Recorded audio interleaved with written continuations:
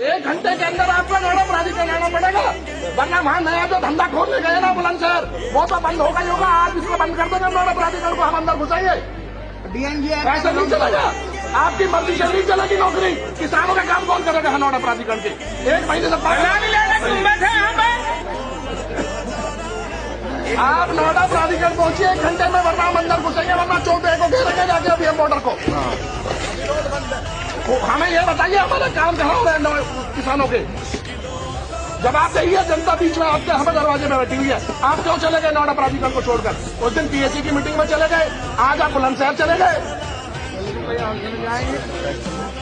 आप देखो बेटा, मैं तो अंग्रेजी तो बोल ही नहीं रहा, आप सक्षम अधिकारी है, पढ़े लिखे आदमी है।